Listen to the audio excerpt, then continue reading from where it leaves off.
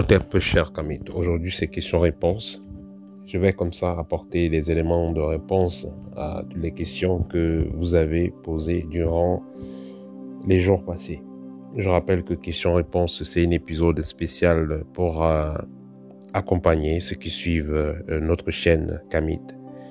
Et vous savez, nous avons tous le devoir, chacun à son niveau, de contribuer à l'éveil des consciences, à contribuer à ce que la nouvelle génération soit meilleure. Alors, la première question, quelles sont les conséquences sur la vie de ceux qui envoûtent les autres? Vous savez, quand vous envoûtez les autres, vous violez les lois de l'équilibre et vous violez la conscience de la personne que vous envoûtez. Vous perturbez vous-même votre propre évolution. Comme on dit, qui tue pas l'épée meurt pas l'épée. Si vous envoûtez des personnes, tôt ou tard, quelqu'un va vous envoûter ou même va envoûter un de vos proches. Vous pourrez avoir des enfants demain. Et vos enfants se feront envoûter. Donc, quand vous êtes habitué à envoûter les gens, vous vous mettez sous une certaine énergie. Et cette énergie va vous suivre. Ce qui fait que soit on va vous envoûter, soit on envoûtera un de vos proches. L'envoûtement, parallèlement, c'est aussi une voie de connexion avec la sorcellerie. Vous êtes habitué à envoûter les gens. Vous aussi, à un moment donné, les esprits avec lesquels vous avez travaillé pour envoûter les autres pourront commencer à vous emmerder vous-même. Donc, envoûter autrui, non seulement vous mettez les bâtons dans les roues en ce qui concerne l'évolution de la personne, le bonheur de la personne, mais vous mettez aussi des bâtons dans vos propres roues en ce qui concerne le chemin vers votre propre évolution, vers votre propre amélioration. Y a-t-il des conséquences dans les prochaines réincarnations de l'envoûteur? Affirmatif, vous allez passer le temps à envoûter des gens, à détruire la vie des gens. Vous pouvez aussi, dans une prochaine réincarnation, afin d'équilibrer ce karma que vous avez créé, être envoûté. Y a-t-il des conséquences sur la personne envoûtée? Est-ce que si on vous a envoûté dans la prochaine réincarnation, ça va vous impacter? Non, pas du tout. Tout ce qui pourra impacter dans la prochaine réincarnation de négatif, ça sera les pactes et les alliances que vous avez faits dans cette incarnation. Ce qui fait qu'il y a des personnes qui ont des sérieux problèmes dans leur vie présente à cause des alliances qu'elles ont eu à faire dans des vies passées ou alors dans la vie passée. Être déchargé après avoir prié sur une personne il y a de cela 6 mois avant le décès de la personne. Ça veut dire que la personne, son décès était préparé déjà mystiquement. Il faut noter qu'il y a des personnes qui vont décéder, vous allez les voir bien vivantes, et dans le plan spirituel, elles sont déjà mortes, et pourront décéder après 6 mois, après 1 an, après 4 ans. Mais dans le plan spirituel, elles sont déjà mortes. Il y a des cas comme ça.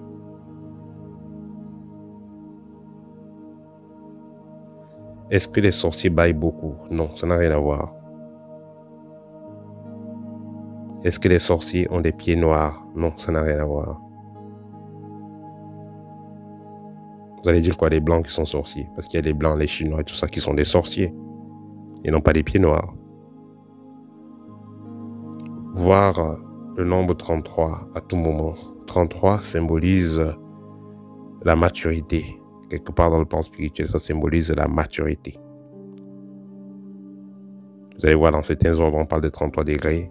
Dans certains écrits saints, on va parler de 33 ans. Donc, 33, ça symbolise tout simplement la maturité. C'est-à-dire que vous êtes à une période dans votre vie où vous devez passer à une vitesse supérieure.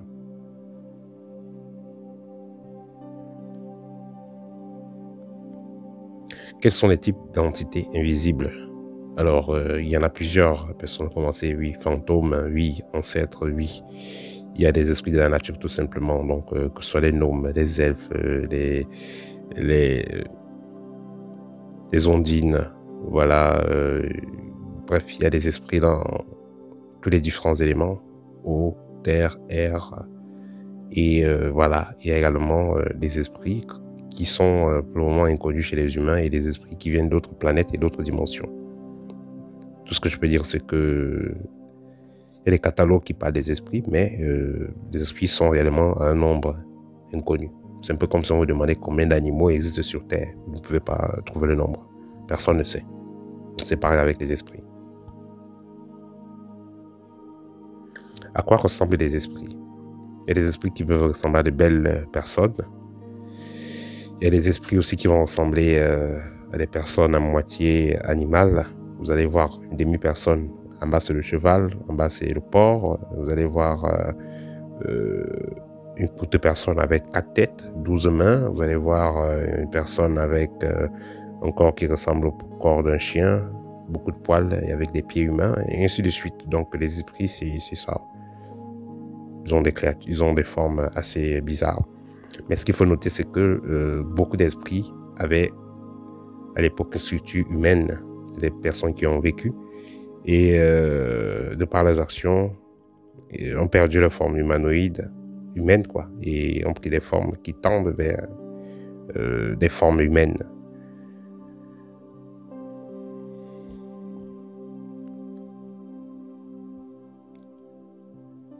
Que pensez-vous du canon de Pachelbel?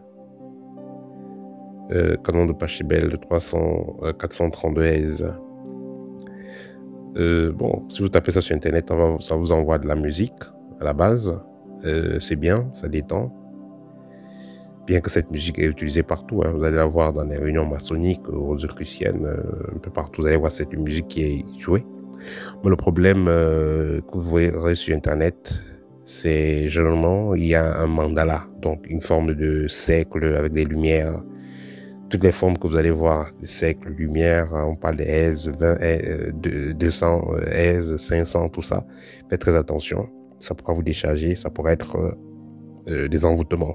Voilà, faites très attention avec Internet.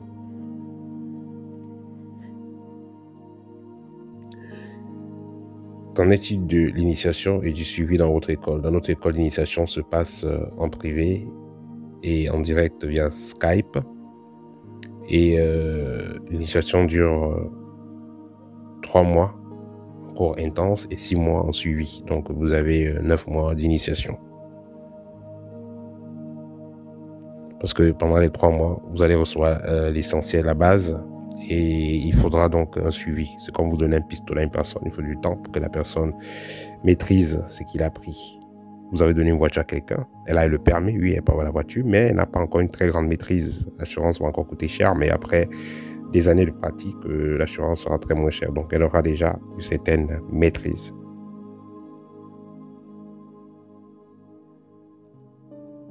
Rêver de morsure de margouillat. Ça, c'est une attaque. C'est comme morsure de serpent. Ça va dans le même sens. Une fille de 8 ans dit avoir vu des bandits qui ont cassé la porte et ont kidnappé cette fille. Ça veut dire tout simplement qu'elle a fait attention. Elle pourra être sacrifiée. Voilà, elle pourra être sacrifiée par des sorciers si elle ne fait pas attention. C'est un peu difficile de dire ça, c'est un peu brutal de dire ça, oui, mais c'est la réalité. Ça veut dire que cet enfant a besoin d'une protection. Parce que la porte est cassée et on vient la récupérer, les bandits. Voilà, c'est... Voilà, quand vous voyez une maison où les bandits arrivent et prennent quelqu'un, ça symbolise un sacrifice. Ça, c'est dans le plan spirituel, c'est un sacrifice.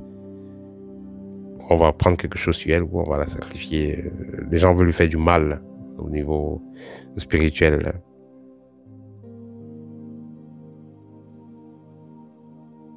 Rêvez de pêcher des sciules. Hein. Vous avez pêché des gros poissons et après vous venez trouver ces poissons sont morts. Ça veut dire que vous risquerez de perdre votre chance. Pêcher des poissons, des gros poissons, c'est de la chance.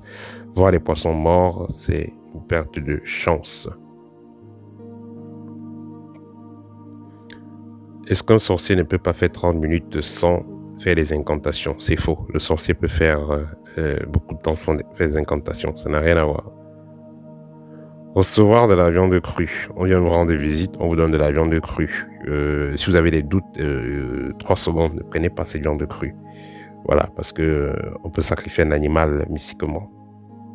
On peut faire des incantations avec un animal. D'ailleurs, je vous parlerai d'une vidéo d'un cousin qui a mangé, qui a reçu de la viande crue et après il a failli mourir. Voilà.